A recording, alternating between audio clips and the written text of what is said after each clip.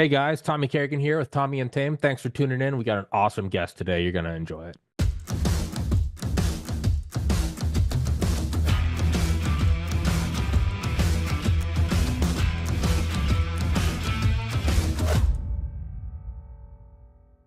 Mr. Rick Prado, who's been on here once before. I believe I got to know you through Baz and had you on here for your book Black Ops, the link of which is in the description. It's a fantastic book. The one thing I always remember from it, above all else, was the first time you tried like the fully automatic pistol. I don't know why. But you talk about like the guy did like, triple tap and you're like, how does that work? I know you're not that fast of a shot. And it turns out that was your first experience with that. I don't know why. That's what stuck in my mind, but that's how I remember you the best. So, Mr. Prado, could you tell everyone who you are and then we'll jump on into it? Like you said, my name is Rick Prado. I am a New York Times bestseller uh, author of Black Ops, which is a book that I wrote from the heart. I never wanted to be an author, but my senior agency bosses kept hounding me about putting something out there that was realistic about the agency, and eventually I caved in and did. I'm very glad I did. It's gotten a very good response, and uh, I'm Cuban born, came to this country as a legal refugee to a orphanage in Pueblo, Colorado. Moved up the ranks of social status from, dire poverty to middle class, thanks to my mom and dad's hard work. Joined Air Force Pararescue in 1971. I joined CIA in 1981, and with a lot of stuff in between. So that's about it in a nutshell. The second thing I remember very well from your book, and because I think I first remember it because it was interesting, but as time has gone on, I've thought about it, and I think it's actually applicable to everyday life, which is hard to do in a book like yours where that's anything but everyday life. It's not like you're talking about your time as a cashier where most people can identify with that, is the notion that you and some other friends in the agency had about the real agency, the agency within the agency, like the real top secret, above Black Ops, and they're the ones who are really doing it.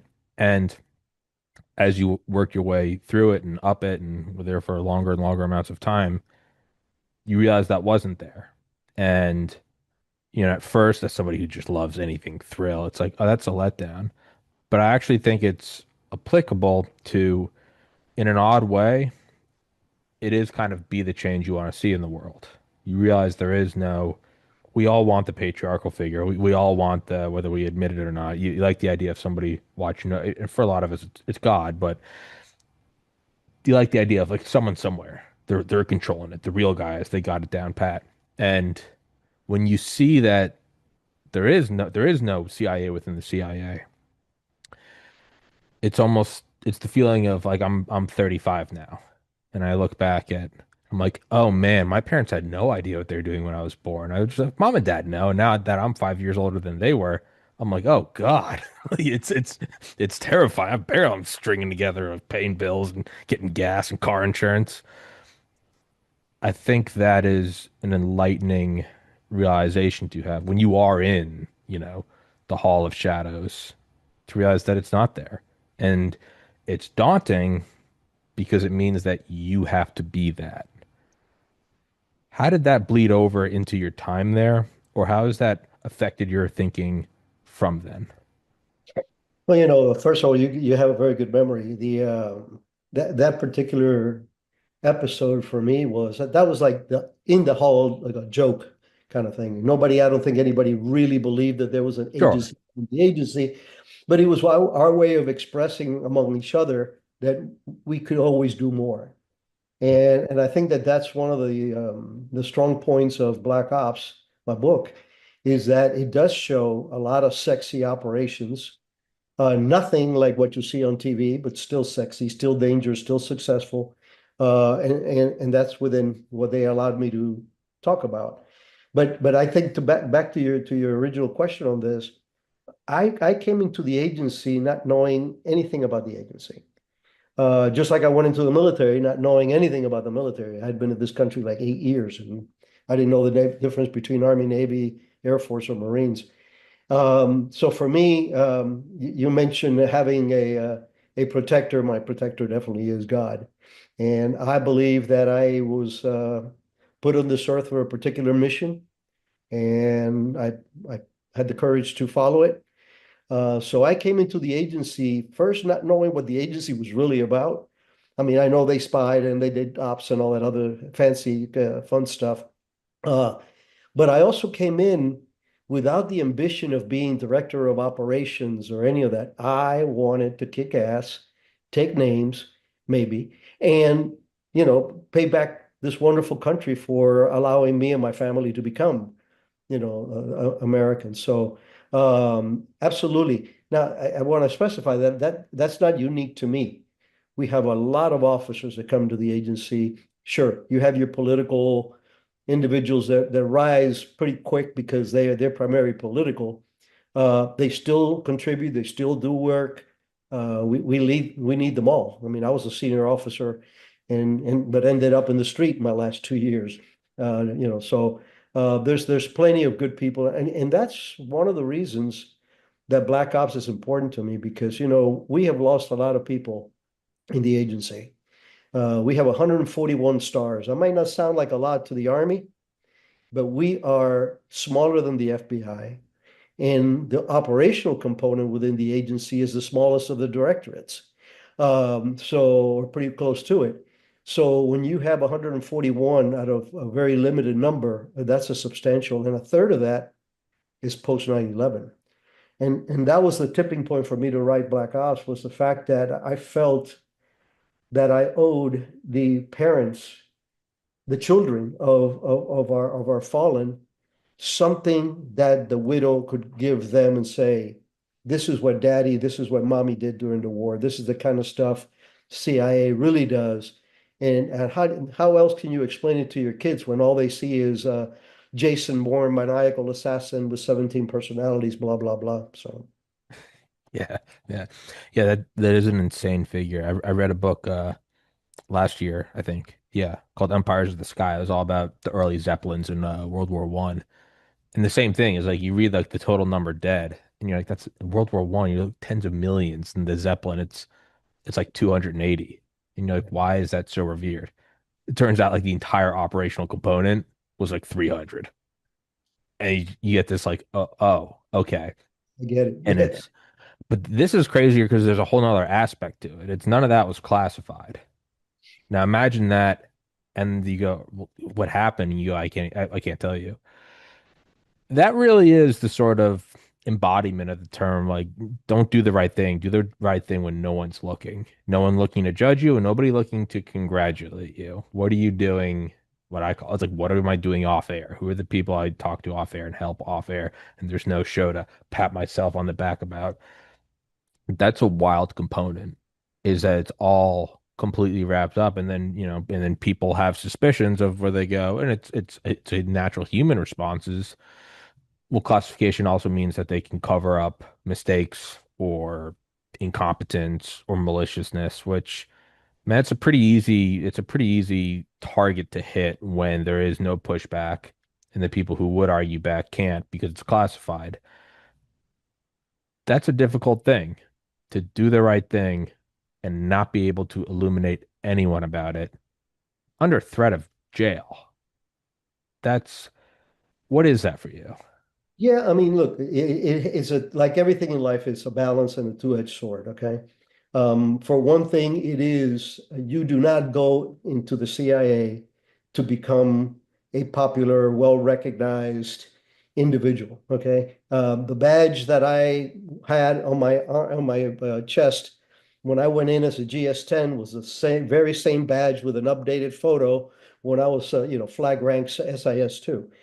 We don't wear our, medals on our suits. We don't wear, our jump wings for because we were paramilitary. None of that. We have a blue badge and that's all that's allowed there.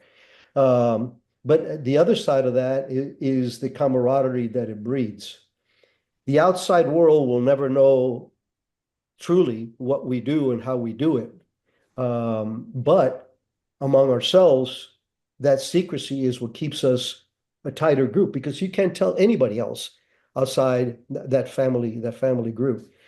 But you mentioned something that again I try to clarify throughout the book, I always use the phrase that we enjoy incredible oversight in the agency.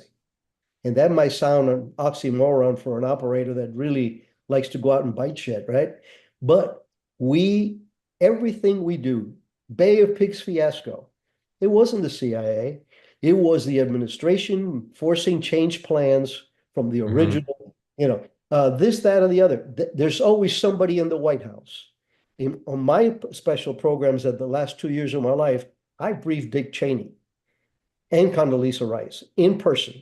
Yeah. So, there is no, oh, we didn't know Rick was going to go out and try to do. No, that's there. We take the hit if we have to, because obviously I'm a lot less important than anybody that walks around in the White House. So, that comes with our territory. But like I said, I think that the positive, the negative you outlined extremely well. The positive is the fact that part of our fraternity, part of our brotherhood comes from the fact that only we know what we do and we have done. And this that you could be at the table with 6 or 7 different agencies, and there's another agency guy across the thing that kind of winks at you like, yeah, we know that's bullshit. Oh yeah, we know that that's true. So, it's a bonding thing. That's got to be a difficult, I don't know, gap to bridge of letting it go on to the next generation, right? Like I look at, just in my own limited experience, this podcast, but doing it for almost 6 years, it's 100% me. I don't have any employees. I do it all, scheduling to, marketing to revenue to whatever. And I look at, other friends with shows that have whole teams of people and they don't manage to do the same numbers as me. And I look at it and I'm like, I don't think I would be comfortable handing this off to anyone. And it's a large amount of ego of like, you can't do what I do. But you then have to have a humble moment and go, am I the first person to build their own thing out of nothing? And no, no. What are you talking about? That's every entrepreneur ever since cavemen till now. And I don't like believe it in my gut, but I have to rationally simply by looking around and go, other people can do it too. If I was able to, other people can do it. That's got to be a tough thing to hit that apex of where you're briefing Dick Cheney. It's classified, unclassified, unclassified, the smallest number. It's you are the cohort inside the concentric circles. And once you get to that point, you realize there is no one looking after you. It's just you guys. You rise to the occasion and you truly do the Lord's work. And then you got to look at some new guy coming in as you're on your way out and be like, all right, you got this. There's got to be some hesitancy of like, no, you don't have this. Like, it's like Tom Brady leaving the NFL. I guarantee you, it doesn't matter what he says. He's probably not happy with whoever takes his spot. Not because they're taking his spot, because he's like, dude, I'm Tom Brady. I mean, you can try to mimic me. Is there some of that where you see some new guy coming in? You're like, Well, our agency is so different. For example, one thing that in the military, as you know, I have a special military background also. There's a very well delineated pipeline that you go through this school, that school, that school, that school. You get your beret, and then you go through this school and that school and that. In the agency, after going through the farm, 90% of our training is on the job training. So, Joe McGillicuddy, who just came in, is not going to take over for Rick Prado in 2004 when he retires as chief of ops at the Counterterrorist Center. But Rick Prado has groomed dozens and dozens and dozens of like-minded, hardworking men and women to fill those roles. And I've done a lot of mentoring inside the agency and post career. I've always told my subordinates, people that I'm trying to grow, your job as a leader, as a future leader, is to take your D employee, make them a C, take your C employer, make them a B, take your B employer, make them an A, and then take your A employees and make them your replacement. oh, So there's this grooming. And like I said, for example, when you go through the farm, you come out, you think that you are Mario Andretti. You can drive that car around, at whatever speed, you are hot caca, right? Well, you just went through high school ed, driver's ed. And you get to a station and you have a chief of station And if you're even in a mid-sized station, he's not your immediate supervisor, and neither is his deputy. So you have a like a branch chief, and then you have the deputy chief of station, the chief of station, and so on. So you come in fresh out of the farm, all full of piss and vinegar, and you start getting taskings, or you go out and start trying to meet people. Every time you go, you're scrutinized. You sit across from whoever your supervisor is, and they will ask you 1,000 questions that you haven't thought of.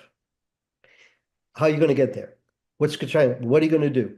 What you going to ask? What are the points that you need to make? What if this happens? What's your surveillance detection route? Let me check it.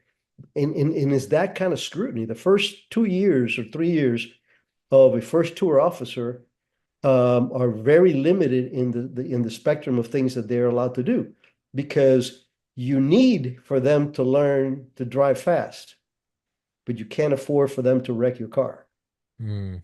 because that is it becomes a political football then if they're caught doing something because you did not groom them step by step. And then your second tour, you're given a little bit more of a leash, and then by your third tour, you're usually like a GS13. That's considered craftsman, and that's when you started being trusted for being deputy branch chief or branch chief or something like that. So So there's no big moment where you become the guy. It's less of, it's less of a new iPhone where you replace the 15 with the 16, and it's more of a, what is it, the ship of Theseus, or it's, your finger, the cells in your fingernail, they don't replace, your fingernail doesn't fall off and then it regrows. It's, you don't even see it. Your hair, your teeth, it's all just a little bit, to the point where, was it like every 15 years all your cells turn over? So I'm on my third body, but there's never been a moment. It's just as slow. I'd imagine you'd have to do it at that level too. You probably wouldn't want without to a have. doubt, I mean, this is something that goes on infinitum. Yeah. You will always have a boss, because even the director of CIA has a boss called the President of the United States. So everybody has a boss, and it goes up the ladder. Um, and you're always learning. I was blessed with the exception of one guy, really, really incredible leaders. And I don't mean managers. I don't believe, my agency cannot thrive with managers, not in the operational field anyway. Um, but I had from the very beginning individuals that took me under their wing and taught me the ropes, like and teach us to pass that on, because that is exactly how we rise through the ranks, and that's how we groom our individuals. I'll give you an example. The last team, and you read the book, so at the end there, when I was back in the street, I went from managing 300-400 people to a team of 12, and I was leading it, going all over the world. I had four male case officers, one female case officer. We had a lot of female surveillance and all that other stuff, but the core team, um, all five of them, all five of my operators retired at higher senior ranks than me. And I retired as an SIS2, which protocol wise at least is in our world is like, major general kind of stuff. Um, that tells you that I'm more proud of that sometimes than some of the stuff that I've done, because I know what these guys have gone on and done, and gals, and they all made it to the top. So Yeah, that's got to be the best pat on the back, is to not even find a replacement, but to find someone that did better than you, broke your whatever 100-meter record. It's, I would imagine part of you would be like, damn it. But another part of most of you would be like, that's awesome. That's awesome. And also, it shows you it's possible. It shows you that the guy who brought you in, you can probably now see in hindsight, was probably worried about you, and then he was proud of you. And it's kind of the idea of like, the kids are all right. When you see something, you go, I mean, I already feel like an old man. I'm 35 now. There's, Gen Z and Gen Alpha below me. And then every once in a while you see something somebody does, or you see them standing up to censorship or to, kind of woke oppression, and you're like, hey, they're not total shitheads. Like, okay. And then you realize like, oh, that's how my dad probably looked at me, or still looks at me, and on and on. That's got to be somewhat of a, wouldn't say optimistic, maybe I don't know if satiating is the right word, but there's got to be a feeling of you're walking away from the cockpit and you're not at all concerned. They've got it. Yeah, and that's what you always hope for. I will give you an example. I was in a South American country that I can't mention, but it's almost very obvious when you read the book. It's kind of funny. I had it was my first counterterrorism tour, and which was my third tour because the first two were the paramilitary side with the Contras. And and I was handling some really, really important assets. I had recruited an actual terrorist from a very radical group. Plus, I was dealing with some really hard ass assets that were part of the local government unilaterally helping them to get the mission done against terrorism. And so my boss calls me in and he says, "Hey, you're going to headquarters for that meeting?" Yes, sir. He says, "Well, they want you to stop at such and such an office and meet your replacement." I said, "Sure, okay." Well, we have them all, and I'm not saying that this guy wasn't a good case officer, but again, you got to be selective with what tool you use on what problem, right? I show up, and this guy was about 5'11", probably weighed 145 pounds, had a bow tie and a seersucker suit. And he sat there picking his nails, and I'm going like, my guys will eat this guy alive, alive. So I went back and luckily I had a very good chief of station and I had a very good relationship with him because I was doing some great shit for him. So I told him, I said, if they send this guy here, this program is down the tubes. Yeah. So he tried to change it. They said, well, that's the only guy, the only person that's available. Not everybody steps up to go to a really danger post, especially if you have, families to also worry about. I'm different. So there was a young officer, first tour officer, Bobby D, and first tour officer, but he was a man. He would catch on. He was doing a great job, and even though he was a first tour officer, at the end, I went to my chief of station. I said, "Give it to Bobby." He says, "He will do you right. He comes across as somebody, he's got his stuff together. In that field of predators, when you're dealing with predators, you cannot look like food."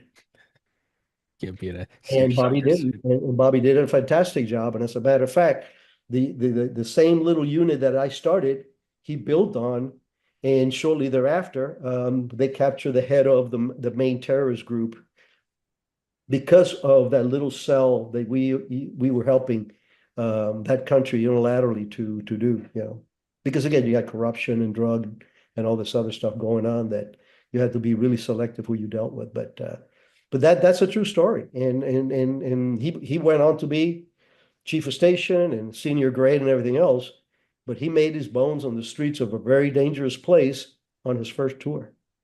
That's pretty macho. That's insane. Yeah, and to select for that as opposed to seersucker. In terms of, and I remember what we talked about last time was, and history is always so easy in hindsight. You wrap it up, you have start dates and end dates. And September 1st, 1939, August 9th, 1945, Blitzkrieg bombing in Nagasaki. You bookend it well, and JFK died on this day, and preemptively that's, just 6 years before landing on the moon. It's all very easy, and it's also very false because you're looking at it in hind. I mean, even this podcast, this is episode 1807. I look back 5 years and I'm like, yeah, of course you would make your way and you'd have to sidestep censorship algorithms, corruption in companies, find different sponsors. Oh, that sponsor, oh, but this one was legit. And I look at it now and I go, yeah, there's really no reason to worry, man. But if I look back at it, I go, I was horrified every day of my life. Like, how am I? Even to now, I go, so you got it figured out now? And I go, oh, absolutely not. I have no idea. Sure, I'm having on you today. I don't know what tomorrow brings. I don't know who the next sponsor is. How am I going to pay rent? I got and I know in 5 years I'll look back and be like, oh no, dude, you figured it out. You did that, and the other thing. Looking back at Cold War history, what we take now as, you know, like, well, duh, yeah, the agency did that. They're the top dogs and they pull off X, Y, and Z, whatever, infiltrating these companies or, deniable assets there or whatever. It is then easy to forget that no, they stand at that precipice too.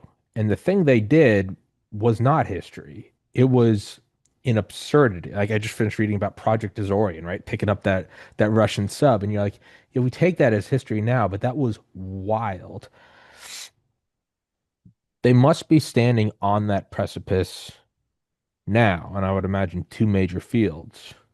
And it would be artificial intelligence and space dominance. Do you feel, because last time you said you think they'll take care of, I forget what I had mentioned last time, probably like social media or something. Do you still have that feeling that is a nerve-wracking endeavor, but if anyone's going to take it on, it's the agency? Without a doubt. We have a joke that says that if it was easy, State Department would do it. Yeah, yeah. And that's the truth. And the State Sure. Department is an incredible tool. I mean, let's face it. We're called the third option, tertia opio, because the first option is diplomacy. If the diplomacy doesn't work, the second option is military. Well, those may not be viable either. That comes a third option, is what the agency is supposed to do. Could we do more? Always. Leadership is everything. When I started the Bin Laden Task Force with Mike Scheuer in 1996, January 1996, the administration did not believe all the stuff that Bin Laden was doing. And every time we came up with a plan based on Billy Waugh's observation, about Billy, we've talked about that before, and other, subsequent, scrutiny that we had on him and oversight, uh, we knew that we could have taken him out Hmm. in 97, 98. And I don't mean just shooting him in the face. We could have kidnapped him and brought him into justice and interrogation. And the administration kept saying, no, we don't have enough proof that he's a bad guy. So you have dozen liaison services within intel services telling you, yeah, he's doing stuff in my country. You have our own sources. You have his own admissions. You have overhead of the camps that he's built and what they're training on, because we're looking at them through satellite, and you still don't have the testicular fortitude to allow your operators to do their job preemptively.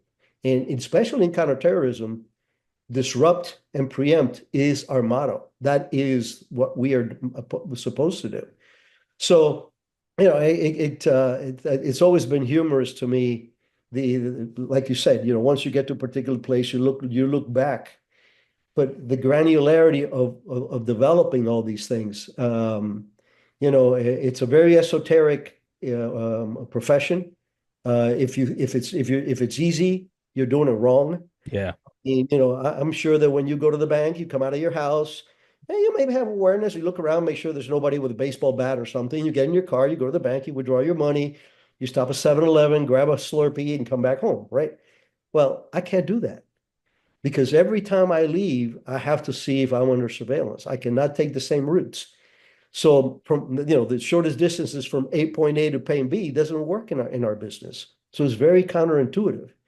And the thing that I try to explain to people when we're talking senior leadership in any federal organization or any organization, if you are picked from the outside and brought in, chances are you're not going to be as good as you could have been. Okay, and here's why. You could take the fighter pilot of the year, the pilot of the decade, two-star general, runs this flight wing, and he's got 14 kills, blah blah blah, and you put him in charge of the 82nd Airborne. He's still a two-star, but he has no credibility. Yeah. He doesn't understand the granularity. And in our case, I'll give you an example with me. Like I said, I recruited a terrorist in that particular country. I had to meet this guy every couple of 2, 3 weeks in a dark alley with body armor, with two guns, a radio, and no backup. Okay. So if you are the boss, my boss's boss's boss, and you've never done that, When you get that intelligence report from Rick Prado that says, hey, tomorrow they're going to blow this stuff up, which they did. Luckily, it wasn't us, but we were able to predict it by 2 days.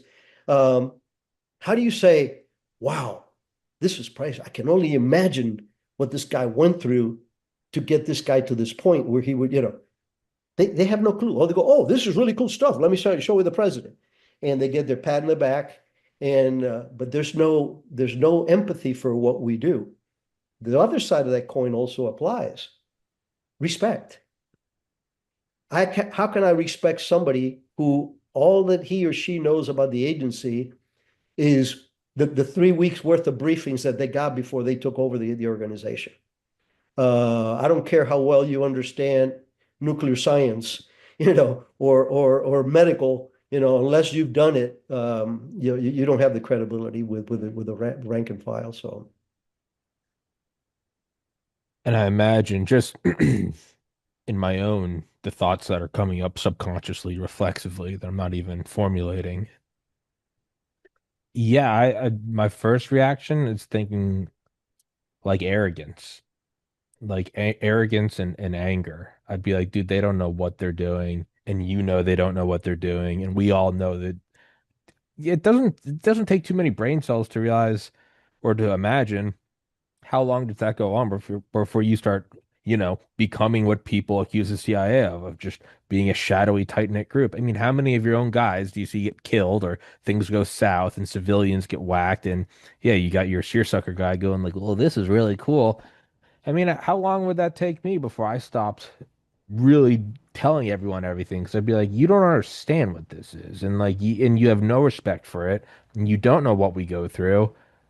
Yeah, I mean, it's not right, but I can see myself if I'm in there going like, yeah, I'm not telling them everything. I'll give them the little thing that they want because that's all they deserve. But that's well, and then that spirals, and then the other side starts feeling that, and then that's how you get a schism. But that's how I would feel. well, let me tell you, the biggest non-sexual fantasy of a case officer to get a piece of intelligence tonight that is on the president's desk tomorrow morning. Sure. So that, I mean, that is our gold standard for intel collection, right? Obviously, we have covert action and that's black ops and all that other stuff, which again, it's even harder but it's based on the other side of the house doing that kind of work, the intelligence gathering and everything else. One of the things that makes the agency officers very unique is that we work singleton. When the FBI knocks on somebody's house, they always have at least two people with them. Yeah. When we meet an agent, when we meet an asset, we're by ourselves. So if the main quality that you have to have as a case officer is integrity. Because if you are my asset and you say to me, Mary had a little lamb and her fleece was white as snow, but I forgot to ask you where Mary, where the little lamb went, or who's Mary, and I make that up, who's going to contradict that? Mm. We have to be so. That's why people don't understand why is writing so important in the agency. Because again, you want to have that intel that nobody has to rewrite before it hits that president's desks. Okay. But the integrity that takes to put the right things and the true things, how else do you corroborate? If you don't have confidence in what somebody is reporting to, what the asset is reporting, that the case officer is not exaggerating or obfuscating or whatever, that will get you fired in the agency. Stealing money from your operational fund and lying about any piece of intelligence will get you fired on the spot. And I've seen people that did stupid stuff and they just walk up to your desk at one time, they take your badge, they walk you out of the building, they pack your stuff, and your problems begin. Because we have to have that oversight. We cannot afford, we take polygraphs often, and that's one of the things that always comes up. Are you truthful in your reporting? Have you ever made up something? And some people ping on it, most don't. because you are looking for the right, the right information. So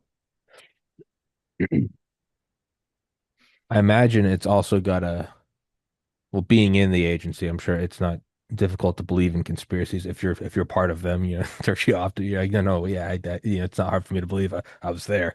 Um, I see it just with this pod. It's doing well, 51,000 subscribers, 1,800 episodes, make it just enough to pay the. I'm psyched. I'm thrilled.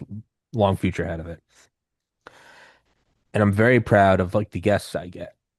And when people like, how do you get that guy? I'm so proud of that because it's like, well, I had to get this guy first, and then that led to this. Or I read these books and I made sure, you know, I got his attention for 30 seconds on the phone. I hit him with two facts real quick, and he goes, you know what, screw it. I'll let this young kid interview me.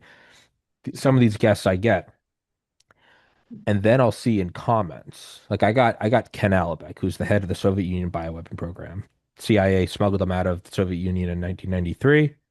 And I think his only interview was like a Senate testimony, and he just stopped going on air. And I tracked him down, found the company he worked for, found out the secretary, went on and on and on. Finally got his attention, and he was like, "I will come on your show, but I don't want to talk about bioweapons." And in my mind, I'm like, "Well, you, you, but there comes the integrity where I go, you know, I could start asking him questions, but I'm like, that's so I look at all the time I did, and I go, yes, sir. Like, yeah, we'll talk about whatever you want. We're 2 minutes in, and he's like, "So when I got into bioweapons," and I'm like, "Oh," I got the whole interview I wanted. When I look at just the amount of, and for every guest people see, they don't see every email that just doesn't go answered, which is fine. When I then see things in comments, like I can almost predict what that there will be for this. Like Tommy giving the agency another mouthpiece. Who's this guy? You know, who Tom, you know, whose ass did he have to kiss to get this guest? Or isn't it weird how you start getting, how did this guy, how did this podcaster with no employees, no help, how did he get this guest? Like, doesn't he kind of seem like a Fed? And I get, on one hand, it's a compliment because if you look at what I do and the only way you can rationalize it is I'm a federal asset, I'm like, well, that's kind of cool because I know I'm not. The other side, I go, I don't really get angry at them. I do, and that's ego and narcissism and all that shit. But what it does, in my mind, I go, like one guest I've had on a ton this year is a guy's an EM Burlingame, finances, and then went to special forces. Cool guy. And I've had him on, and some of the other dudes that have shows have asked me, because a lot of us exchange guests. So he's gone on these other shows. And you'll see people commenting, like, where did this guy come from? He comes out of nowhere. You know how I got him? I was on Twitter, and he wrote an article about, you know, comparing, you know, the Roman Praetorian Guard to the modern one. And I only clicked on it because there was a cool graphic. It was a little bird, you know, helicopter next to like a guy in a, you know, Roman gladiator. And I was like, oh, that's a cool image. And I just said, hi, my name's Tommy Carrigan. Here's my show. Here's some people. I would love to have you on, which is how I get 99% of my guests. So my point is sometimes it's just a silly, like, what do you mean? How did I get them? I asked them. And then other things where I go, I'm not an ad. I put so much work into getting that guest. So my point in this whole tirade is it makes me re-examine things, not just in podcasting or other fields, but on a much higher level, geopolitical intelligence, supranational. And I go, yeah, it's not all who's pulling the strings. I'm like, I would imagine the way they got that was probably a lot of work. And even you talking about like, I wonder how they got that information. Well, he probably put on body armor, had two guns and a radio, and was like mostly sure he was going to get back alive, you know, set a prayer to God and was like, let's go do the right thing. Does any of that, do you get that at all when you look at, sure, some things are conspiratorial, they are massive operations. Are there other things you look at where you go, how did I do it? Hard work, sacrifice. Like, do you ever get that? yeah, I mean, look, conspiracy theories. The draw of conspiracy theories is that, opinions are like noses. Everybody has one, and people come up with these things that you sit there, you go, what insane asylum did you come out of? Yeah. But then there's also the misinterpretation of conspiracy theories. Okay. Um, I give you proof. The CIA is not able to just go out and kill somebody without the right authorities. Yeah. We have Title 50 authorities. It's the only federal agency that has Title 50 authorities. And there's only one person that can sign those. That's the President of the United States. Mm. So for real heavy covert action or black ops, as we call them, that's the level of scrutiny and direction that we have. So it's so easy when we cannot defend ourselves because the FBI can have Ruby Ridge today. Next week they shoot Dillinger. Whoa! Everybody Yeah. remembers the FBI is the one that shot Dillinger. Great. Everybody forgets about Ruby Ridge. Well, I can recruit Putin's secretary today, and I can't tell anybody. Nope. But I have a car accident because I had one drink too many, and that's going to make it, front page news. CIA spy drunk hits a mailbox. Whatever it is. I'm making that up, of course. Yeah. But it's just that spectrum of credibility. So there are theories of conspiracy theories that have been fact based. But living inside the agency, you don't see those because you know what your chain of command is. It isn't just your branch chief coming to you and say, "Hey, I need you to go to TDY to, bumfuck Egypt and recruit this guy or break this guy's car or bug his car or whatever." No, you know that the group chiefs signed off on it, the division chief signed off on it, the DCI signed off on it. There's no conspiracy there. Now, I would say that there's more conspiracy theories at a higher level Sure. when you have, the high end politics that can go on and have and could always go on, but to different degrees. I think that's where the majority of your conspiracy theories really start gaining traction because pragmatism at that level, people can justify so much. I never saw it. I mean, I was always an operator. Yes, I became a senior manager. I was deputy division chief. I was chief of station, deputy chief of station. I've done all that. But first and foremost, when I look in the mirror, I don't see Rick Prado with his feet up on a desk. I see Rick Prado pounding the streets when nobody else is looking. So, and I think that's the majority of my colleagues. And that again is the reason that I wrote the book because I want people to take a look at it. And if their kid comes to them 3 years later and go, Daddy, Mommy, I want to be a CIA operations officer, they don't send it to, psychiatric treatment or something because they understand, okay, so this is what they do. Yes, it's esoteric. Yes, it's shadowy.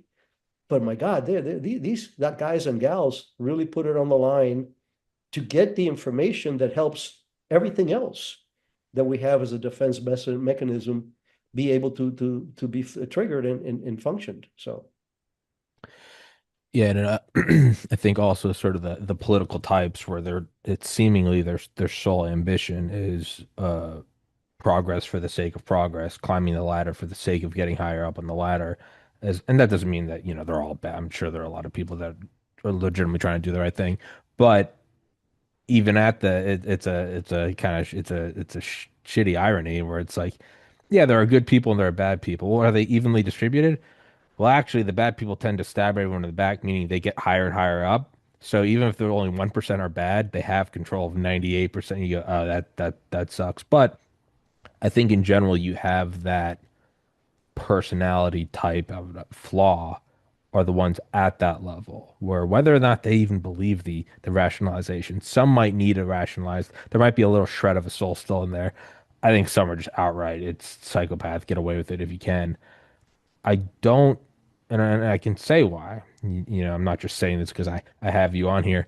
I look at, all the guests I've had, and then I look at guys like you or Baz or Dale, Ron Moeller, the first three ground branch, other air branch.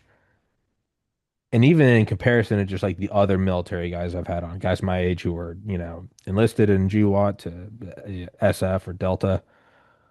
And I go, yeah, if there was anybody that like I wouldn't want to piss off, or even just how I do the show.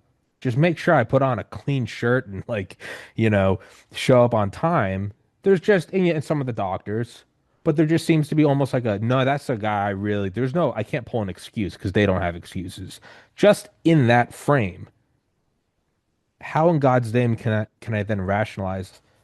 Yeah, but other than them, if I was in the agency, I bet you can just go shoot, world leaders. And it's like, yeah, I don't, who else do you think works there? If you get one and he's a Prado, you go, okay, that's a respectable guy. You meet another, you go, Baz, you go, okay. Then you get Dale, then you get Brian, you start going, you go, well, I've met six and all six are just buttoned up.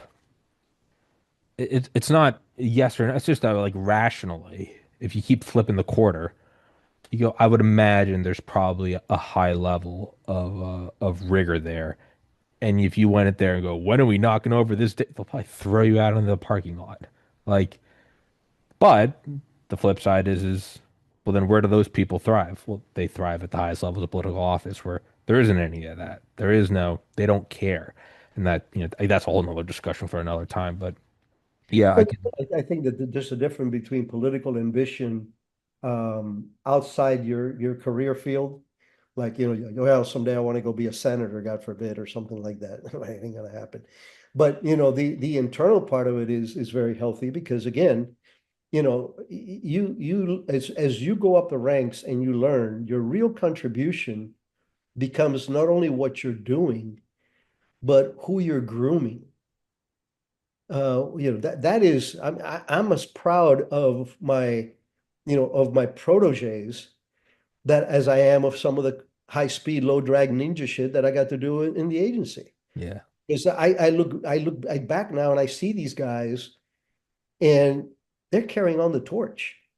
They're doing the same kind of crap, sometimes more, sometimes, and I'll give you an example. My deputy in the last group that I had, the teams that I briefed Cheney on that you're aware of because reading the book, um, he was a GS-14 when I brought him into my group, and he was my deputy. He retired as an SIS-5, You were too. and I was a 2. And when to this day, when he calls me, first words out of his mouth is, "How's it going, Chief?" I go, "Dude, I should be calling you Chief." That's never going to happen. That's never going to happen. So for us, that's a huge, badge of honor, um, is knowing that not only did you have a good career and not only did you do a lot of good stuff, but look what prepared other individuals, and look what they in turn are doing as they grow through the ranks. I had one an anecdote. One of my guys he was with me in Shangri-La, another country I can't tell about, but it was a very hairy, very, very hairy time that we were there, Indian territory, very radical Muslim in Africa stuff. And one of the guys that I picked is this former Army Ranger, Mogadishu vet, smart as hell. And he did the first tour with me. He was also on my team when at the end of my career, he was one of my teammates there too. But the funny thing was when he went on his own in Iraq, I think he was chief of base in Mosul or something. The guys would come back and they would come to my office and they go, "You know what?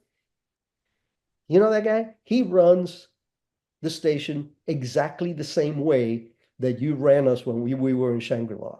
I mean, it is we have the same meetings at the same time, the same questions and that's makes you feel good. Yeah. Well, fast forward about a year after I find this out, he comes back, and as soon as he comes back, he looks me up. We go have a couple of beers and a burger. He's a big burger guy. So we're sitting there at Clyde's having, half a pound burger.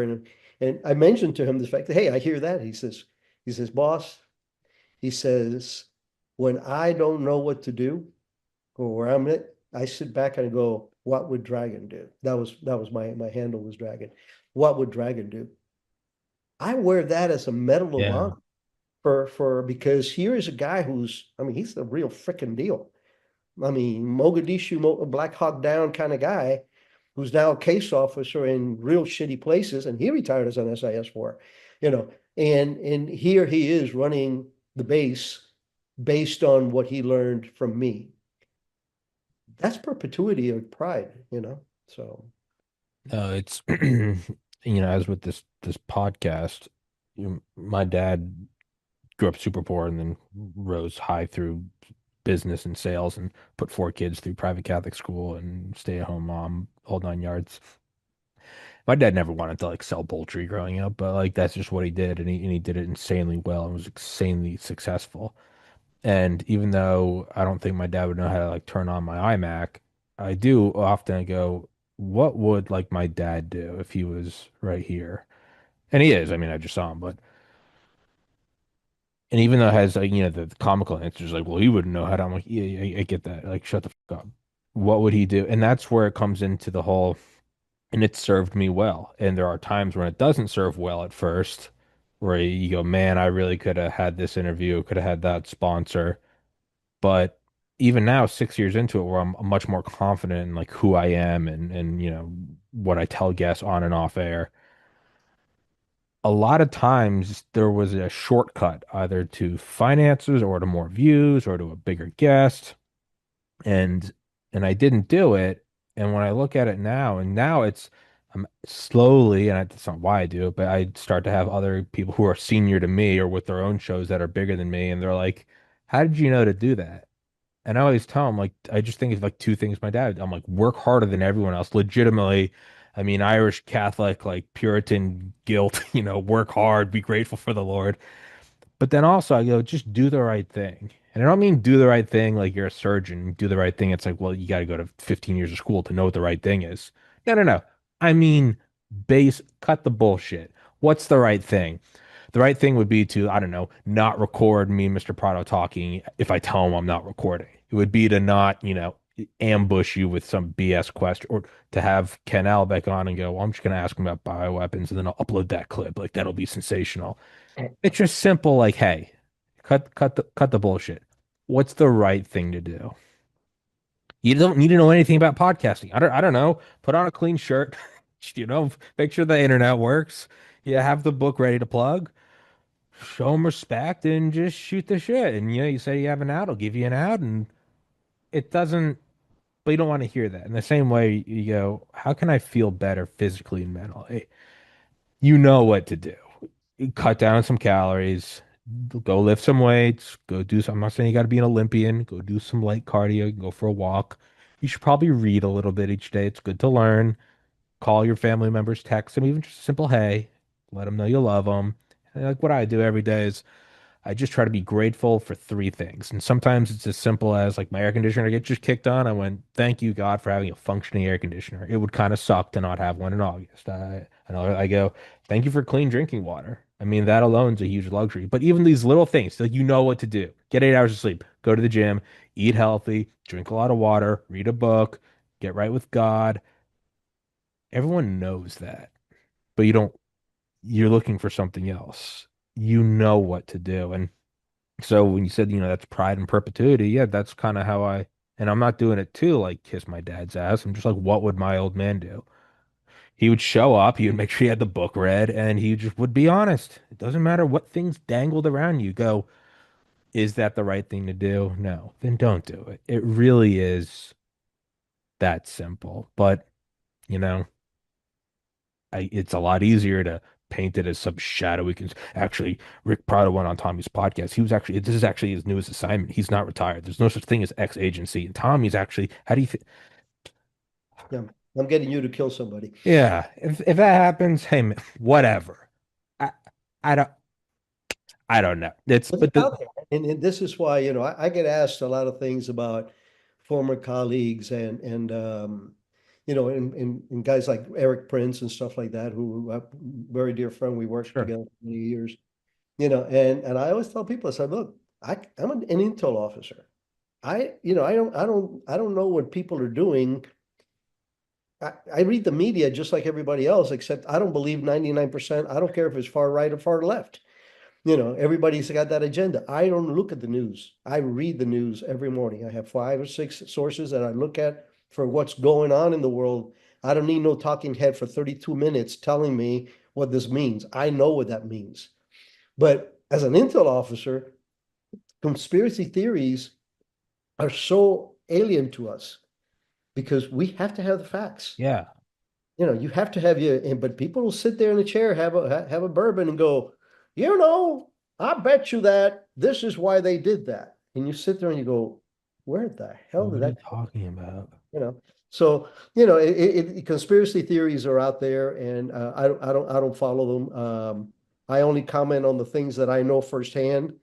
And at my tender age of in my 70s, that's getting less and less and less that I know what the hell is going on other than my dog needs to go out for a walk. And that's all you should do. That's all you should draw the forces back in. Yeah, focus on the here and now. Yeah, no, I think the conspiracy should always be sexier than the reality.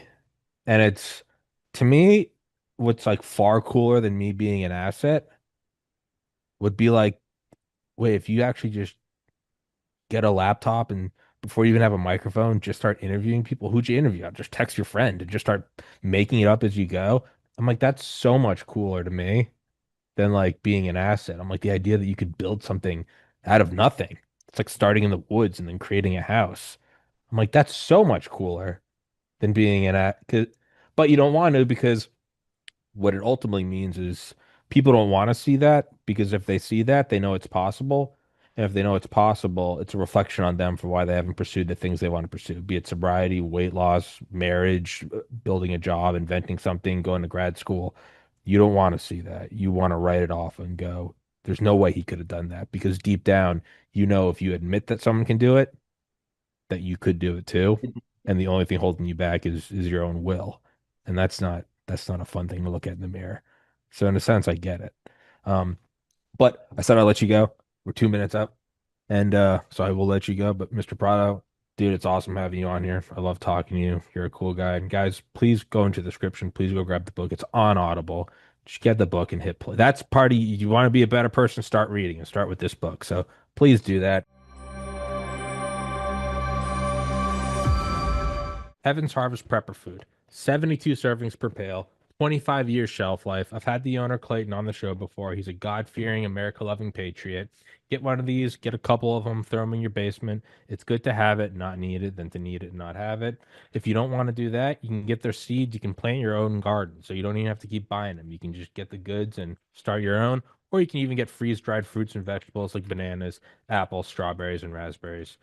They support the show. It's an honest product. It's a good safety measure to have, and they keep my show free for you. So I'd implore you guys to please go to heavensharvest.com, use the link in the description, promo code TPC. Axios Fitness Coaching is a premium resource for holistic strength and conditioning services. Axios is best known for the Training Club, capital T, capital C, an exclusive community that prioritizes accountability, technique, diet, and nutrition. Everything you need to do to take action against the decay of the modern world. Whether you're looking to improve your physique, build strength, or just take care of your health and fitness, Axios will provide you with a solution that is effective and simple to execute. All you need to do is complete the intake survey, and you can see if you're a good candidate for the training club or any other of the services. And it's going to sponsor the show. So, one company falls off, another one arises. So if you guys like the show, you want to work out, throw the show a couple shekels. Go take the survey. Thank you so much, guys. Higher ultraviolet exposure is associated with lower mortality. The United Kingdom is a high latitude and low sunlight country. Researchers there collected data on over 360,000 participants in a study of UV exposure via solarium use. When compared with non-users, solarium users had 15% risk lowered of all-cause mortality, 23% lower risk of cardiovascular mortality, 14% lower risk of cancer mortality, and a 12% lower risk of non-cardiovascular, non-cancer mortality. In other words, all other causes. Quoting the researchers, our study adds to the growing evidence that the benefits of UV exposure outweigh the risks in low sunlight environments. A link to the original publication is available in the box below the video. Get some UV light this winter. Immerse yourself in the tranquility of the blue. Visit a Blue Room soon. www.blueroom.com